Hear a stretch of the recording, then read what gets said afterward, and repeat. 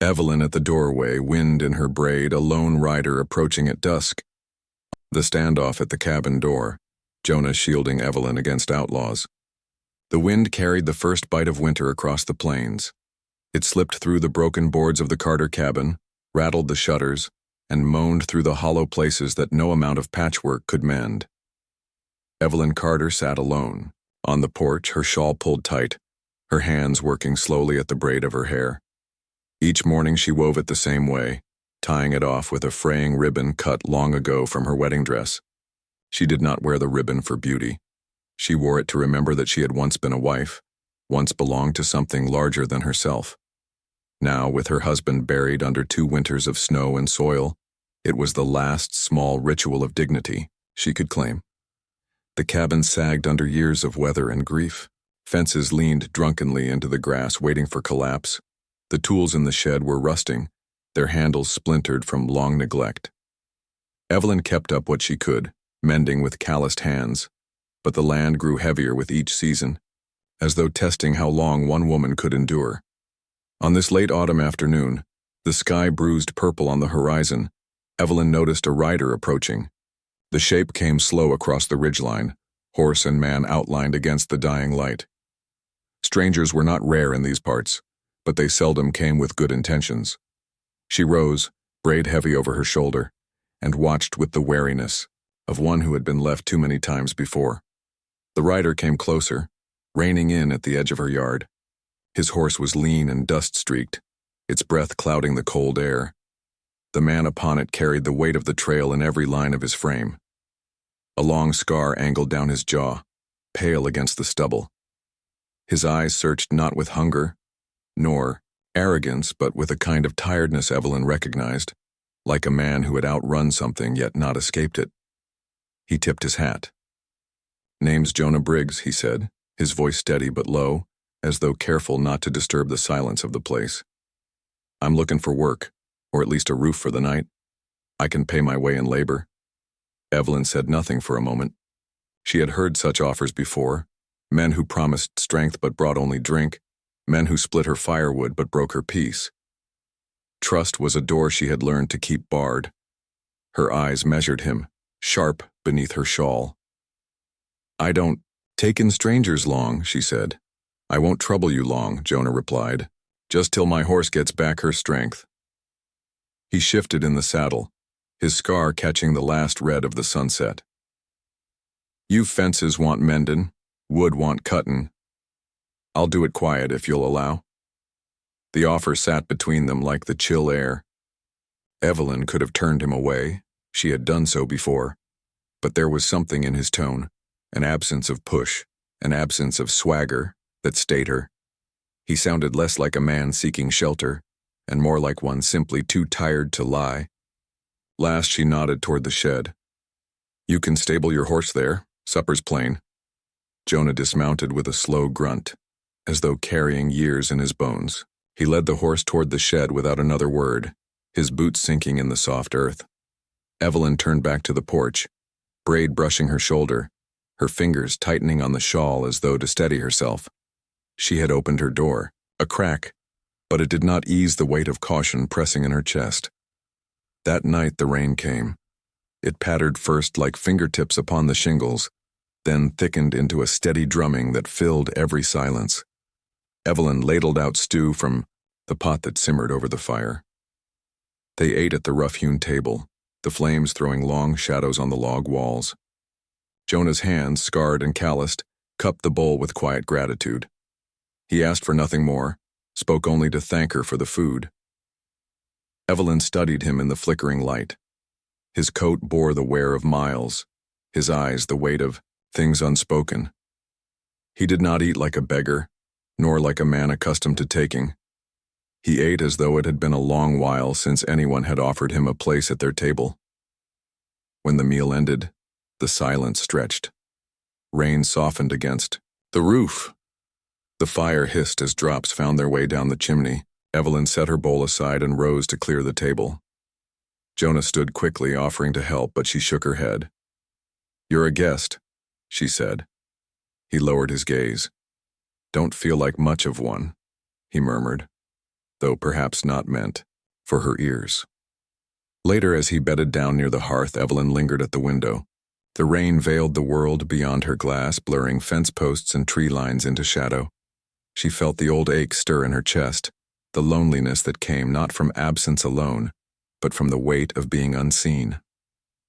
Behind her, Jonah lay, still, his hat tipped over his face as if sleep could shield him from memory.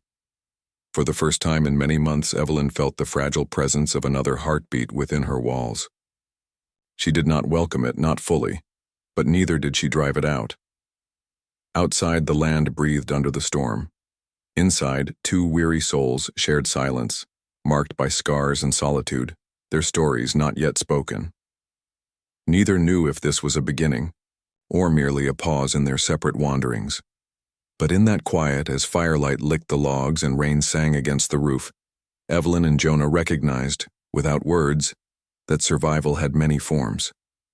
And sometimes, the hardest part was not the storms outside, but the storms one carried within.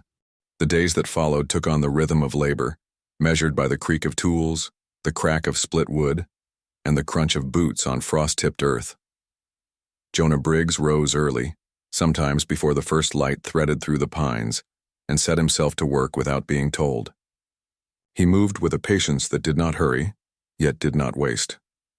Evelyn watched from the porch, wrapped in her husband's old shawl, its edges fraying but still warm against her shoulders.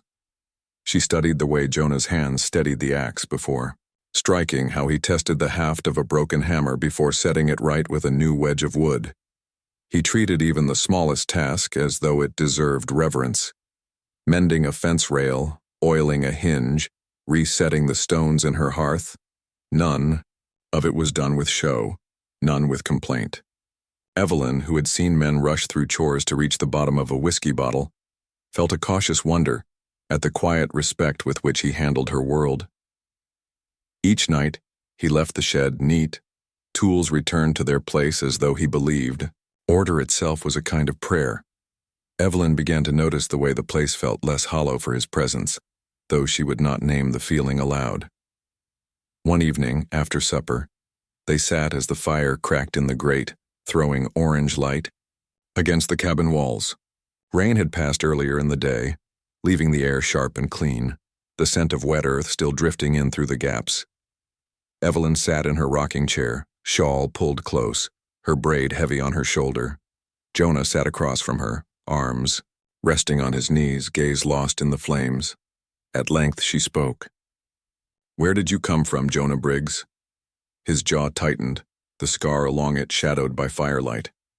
He did not answer at once, and she thought perhaps he would ignore her, as he had skirted her questions before. But then he shifted, cleared. His throat and his words came low, broken in pieces as though he feared them. "I worked cattle once, rode for a spread near Abilene." He paused, eyes fixed on the fire. "Had a brother, younger. He rode with me, braver than me, quicker too." His hands clenched lightly together, knuckles whitening. "There was a raid. Outlaws came through, looking for blood more than cattle. My brother." His voice caught, then steadied. "He stood his ground. I didn't reach him in time. Saw him fall. Watched the life go out of him while I was still holding my reins." The fire popped. Sending sparks upward, Jonah didn't move. His voice had gone flat, but Evelyn could hear the weight under it like a branding iron pressed deep into flesh, searing a wound that never cooled. She did not answer right away. The silence stretched, but not with judgment. She simply let the words sit, giving them space as though the cabin walls themselves might bear some of the burden. At last, she said quietly, "A brother's death. It is not a thing a man leaves behind. Not ever." Jonah's gaze flicked to her, shadowed, almost surprised. "You speak like you know." Evelyn looked down at her lap, at the ribbon tied into her braid. Her fingers brushed it once before she spoke. "I buried my husband under the cottonwood by the river. Wagon accident, they said. Truth is, he left debts with men who didn't forgive easy. Spent more nights with a bottle than with me." She swallowed. her voice tightening though she willed it steady. When he died, he left me with his land, his debts, and a silence that has not lifted since. She said no more. Some things were too jagged to speak even now, but in her stillness the truth lingered, that she had been abandoned long before the earth covered him. Jonah did not press her. Instead, he sat straighter, as though acknowledging a pain that matched his own. For a long moment the only sound was the soft ticking of the fire. The night deepened, shadows climbing the corners of the cabin. Evelyn leaned back in her rocker, eyes heavy but mind restless. Jonah remained by the hearth, hat in his lap, his gaze still distant but softer now, as though some part of the telling had eased him. And so it was that their silences began to change, no longer empty, no longer walls. They became something else. A bridge, fragile but present, stretching across the distance between two battered souls. In the days that followed, Evelyn noticed the shift. Jonah still spoke little, but when their eyes met, there was a quiet understanding beneath his scarred features. She saw not just a wanderer, but a man carrying the weight of loss that shaped every step he took. And Jonah, in turn, saw her not as some helpless widow bound to the edge of survival, but as a woman who endured storms with a strength she did not name. When she stood at the wash basin, sleeves rolled, he would step beside her to carry the bucket. When she paused at the door with a load too heavy, he would take it wordlessly, not out of pity, but as though it were natural to share the weight. These small gestures, these silences shared, became their language. On the fourth evening, as the sun sank and painted the fields in rust and gold, Evelyn stood on the porch, shawl pulled close against the chill. Jonah was at the fence line, driving in a final nail. She watched the way the last light caught in his scar, in the line of his shoulders, in the steady rhythm of his hammer. Something in her chest stirred. A recognition not of love, not yet, but of another soul who understood the language of loss. The shadows of the past had not lifted. They might never fully do so, but in the quiet between them, Evelyn began to feel a fragile thing she had long forgotten. That sorrow, when carried side by side, weighed less than when borne alone. By December, the sky had turned iron gray, and the air carried the bitter sting of winter's teeth. Out on the plains, the land lay stripped bare, grass brittle beneath frost, branches bowed with ice. When the storm came, it came hard. Clouds, pressed low, heavy with snow, and the wind screamed across the ridges as though the wilderness itself were howling. Evelyn secured the shutters, her fingers stiff with cold, while Jonah hauled the last of the wood inside. By dusk, the storm had swallowed the world in white. The cabin shook beneath each gust and snow hissed against the windows like dry sand. They were trapped, two souls locked inside four walls while the wilderness tried to claw its way in.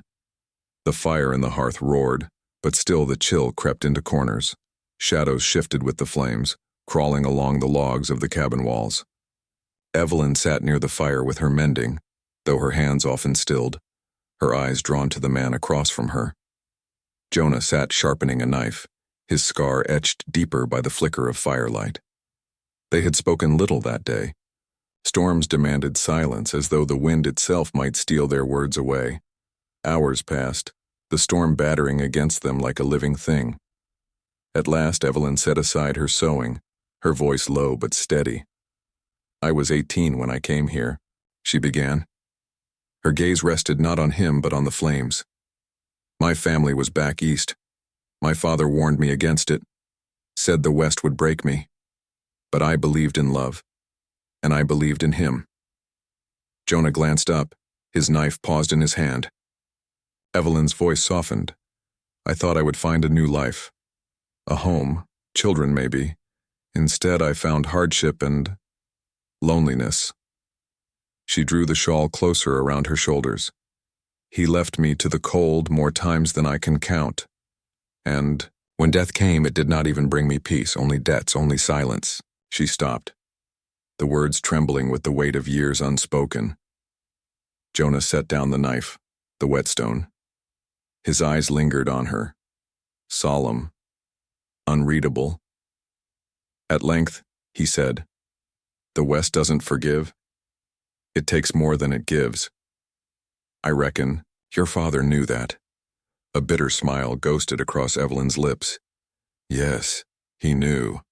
But I thought love might be stronger than the prairie wind." Silence followed, the storm roaring outside like a beast at the door. Jonah's gaze drifted back to the fire, but his voice, when it came, was quiet, hoarse as though dragged from deep within. "I don't believe in redemption." His fingers flexed against his knee. "Blood spilled can't be gathered back. My brother, he died because I wasn't quick enough. I've carried that weight from one horizon to the next. Some nights I think it'd be easier to let the wind finish me. Only," he paused, shaking his head, "it never does." The fire popped, throwing sparks up the chimney. Evelyn studied him. The scar on his jaw, the weary slope of his shoulders, the hollow timbre of his voice. These were not just marks of a drifter, but of a man crushed by something he could not set down. Before she could speak, a sound cut through the storm. A long, distant howl. Evelyn froze, her breath catching. Another howl followed, closer this time, carried on the wind. Wolves. Jonah rose at once, crossing to the door. He lifted her late husband's rifle from the hooks above the frame, checking the chamber with practiced ease. The weight of the weapon seemed to settle naturally into his hands. Evelyn lit a lantern, her fingers trembling. The warm glow cast long shadows, his silhouette stretching tall and steady against the wall as he turned toward the door. The howls grew, circling, hungry. Snow battered the cabin. When the storm broke, the land glittered with ice. Snow lay thick across the plains.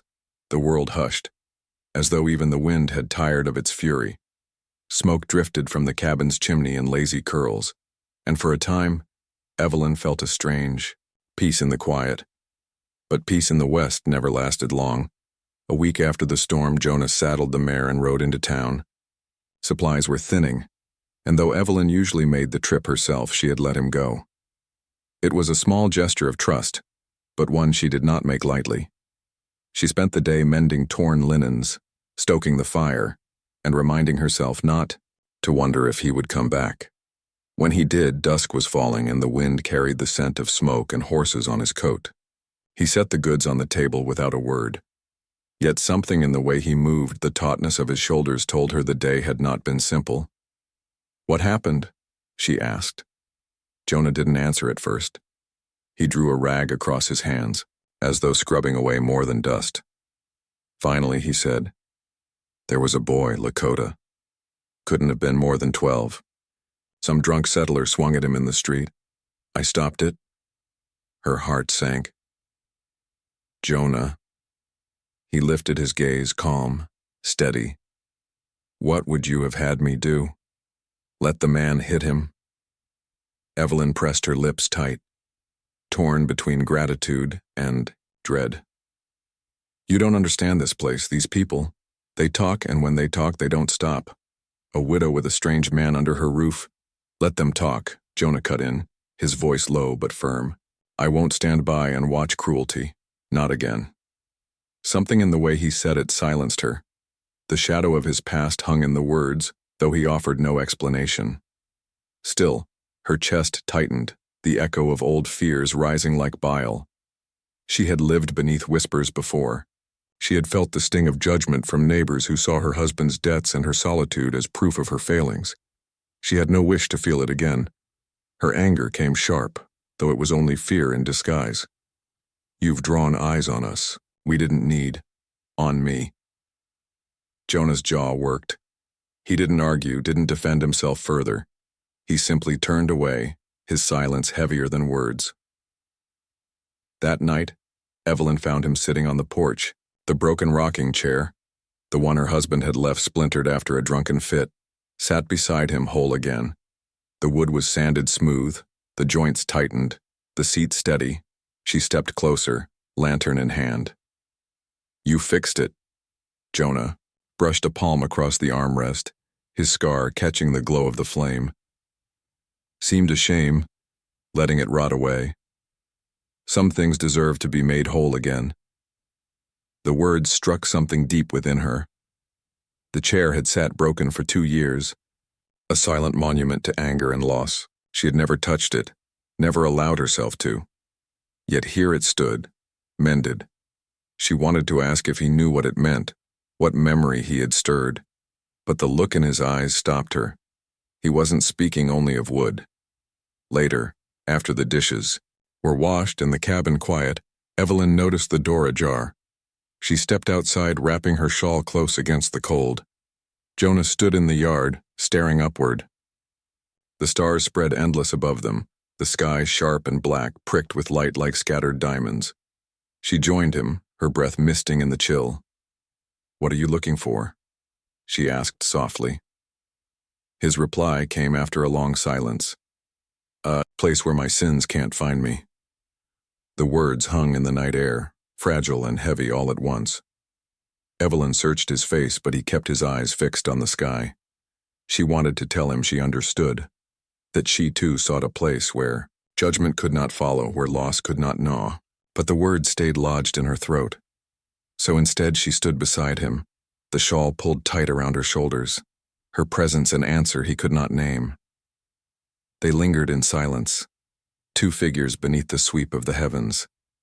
The distance between them was small, no more than the width of a breath, yet it felt immeasurable, filled with all the things they did not say.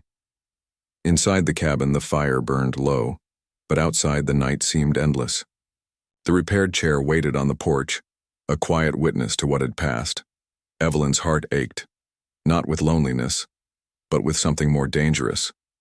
Longing. She had not asked for this man, had not wanted his past or his silence under her roof. Yet now she found herself listening for the rhythm of his steps, watching the way he worked, holding too tightly to the words he let slip. And Jonah, scarred, weary, forever haunted, stood beside her, his eyes lost among the stars. He had spoken of sins and redemption, of running from ghosts that always followed. But for the first time, in years, he was not standing alone. The night wrapped around them like a fragile truce. Neither moved closer, neither spoke the words both felt stirring. But something had shifted again, quiet as snowfall. 2 souls broken in different ways, circling one another beneath the same roof. Not touching, not daring, yet pulled all the same by the ache of recognition. And in the silence, Evelyn knew. The gossip of the town mattered less than the truth of what was forming between them. The valley was too quiet. Evelyn felt it first, that silence that pressed down heavier than any storm. The snow lay unbroken around the cabin, glittering beneath the weak winter sun. But the birds had gone silent, and even the wind seemed to hold its breath. She was gathering wood from the pile when she heard it, the crunch of unfamiliar boots. By the time she turned, 3 riders were cresting the hill, outlaws. She knew their kind before they even spoke, the slouch of their shoulders, the hunger in their eyes. They rode hard, snow kicking up from their horses' hooves, and pulled up just short of the cabin. "Well, what have we here?" One drawled, his grin yellowed, his beard crusted with frost. "A little widow woman all alone." Evelyn's breath caught. She clutched the bundle of wood close as if it could shield her. Jonah stepped from the barn then, his coat open, his face shadowed. His scar caught the light, and one of the men barked a laugh. "Look at this one," the outlaw sneered. "Her guard dog's half broken already." The laughter cut sharp through the cold air. Jonah said nothing at first, just moved to stand between Evelyn and the riders, his frame a wall she hadn't realized she needed. When he finally spoke, his voice was calm, steady, carrying that strange weight of authority born not of pride but of certainty. "You've ridden far enough. Turn back." The leader slid from his saddle, boots crunching in the snow. His hand hovered near his pistol. "We're hungry, cold. You've got wood, food, and a roof. You'll share it, or we'll take it." Evelyn's heart pounded in her chest. She gripped the edge of Jonah's coat without realizing it, her knuckles white. Not to hold him back, but to steady herself against the storm about to break. "Not here," Jonah said quietly. His eyes never left the man's. The silence was unbearable. The outlaws shifted, the creak of leather and the click of rifles filling the air. Snowflakes drifted, soft and soundless, while death weighed heavy in the pause. Then it shattered. A shot rang out, echoing like thunder across the valley. The leader cursed, stumbling back with blood staining his sleeve. His men fired wild, bullets striking the cabin walls, splintering wood. Jonah shoved Evelyn back toward the door, his own rifle barking in reply.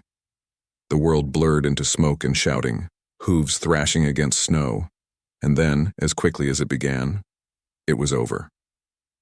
The outlaws retreated, dragging their wounded leader, shouting promises over their shoulders. "We'll be back. This ain't finished."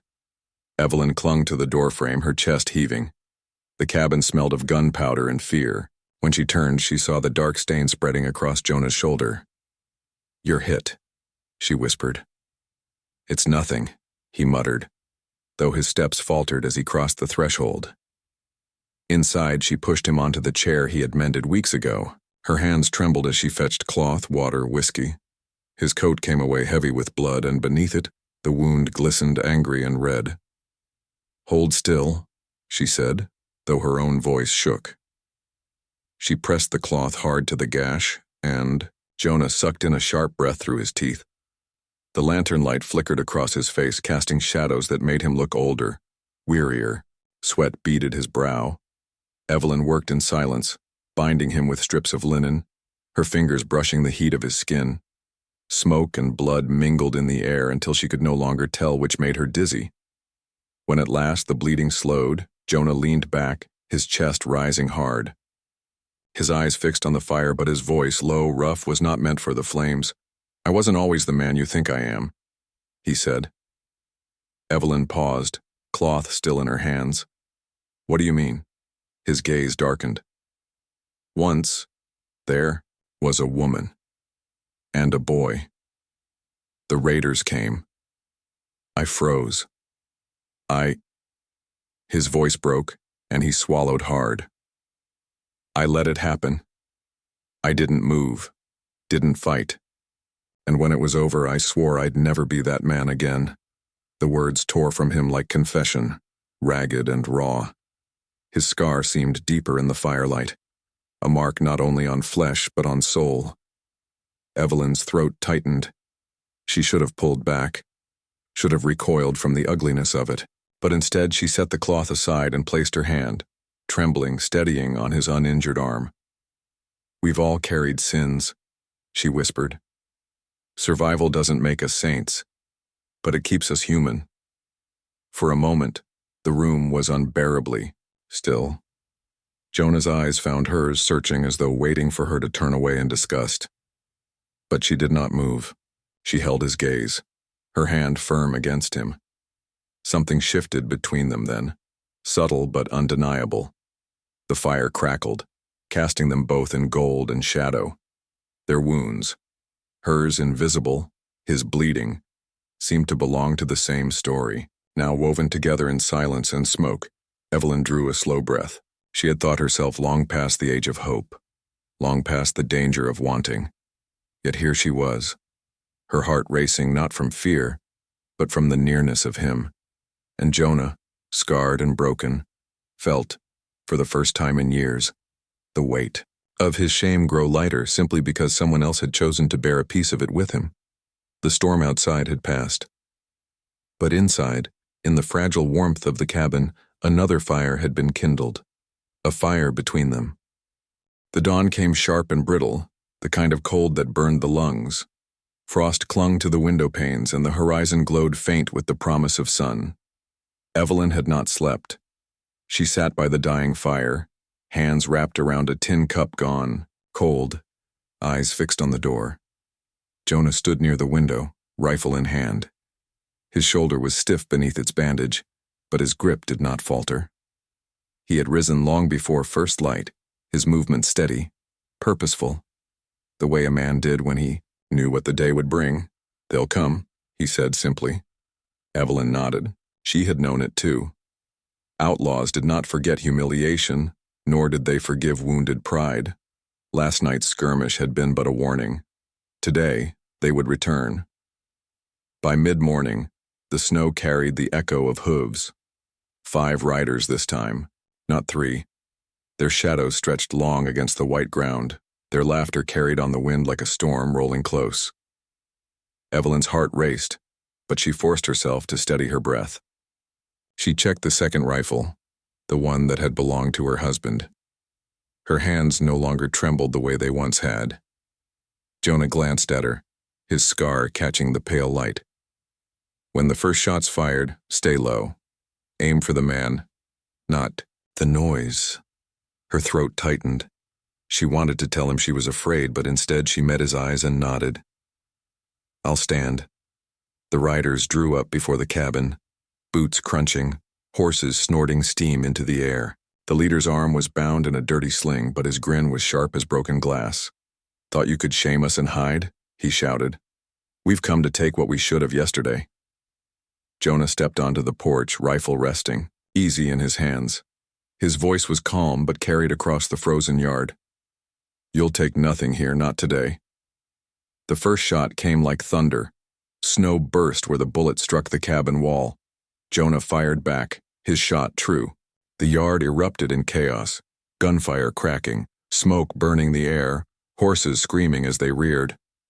Evelyn crouched behind the window, sighting her rifle. She pulled the trigger, the recoil jarring her shoulder. One outlaw spun from his saddle, collapsing into the snow, but they were outnumbered. For every shot fired, another bullet sang past the cabin walls. Jonah moved with ruthless precision, his jaw set, but Evelyn saw the strain in his wounded shoulder. Just as the tide seemed to turn against them, a shout carried from the ridge. More riders, but not outlaws, the townsfolk. Farmers with old rifles, shopkeepers with pistols, even the blacksmith with his heavy hammer, and among them, on a small pony, the Lakota boy Jonah had defended in town. His family rode beside him. 3 men, proud and silent, bows drawn, faces painted for battle. The outlaws faltered. The balance had shifted. Gunfire raged for a breath, longer, then the leader cursed, spurred his horse, and fled. The others followed, their silhouettes shrinking against the wide white plain. The air stilled, leaving only the sharp smell of smoke and the ragged breaths of the living. Evelyn lowered her rifle slowly, her body trembling now that the danger had passed. Jonah stood silent on the porch, his chest rising hard, the rifle hanging loose in his hand. The boy's family watched him with unreadable eyes, then gave a single nod before turning away. The townsfolk, too, drifted back to their lives, leaving only tracks in the snow. For a long time, neither Evelyn nor Jonah spoke. At last, inside the cabin, Jonah laid the rifle on the table. His movements were deliberate, almost ritual. He did not look at her when he said, "It's time I moved on." The words cut sharper than any bullet. Evelyn turned from the hearth, shawl tight around her shoulders. Why? His scarred face shifted in the firelight. Because I bring trouble to your door. Because men like me aren't meant to stay. I've carried my sins too long to set them down here. Her throat ached. She crossed the small room, her steps quiet on the worn floorboards. At the doorway, where dawn's light still spilled, she stopped him with a hand on his arm. You think faith lives in churches, or in stars, she said softly. But it doesn't. Faith is this. Her voice trembled, but she held steady.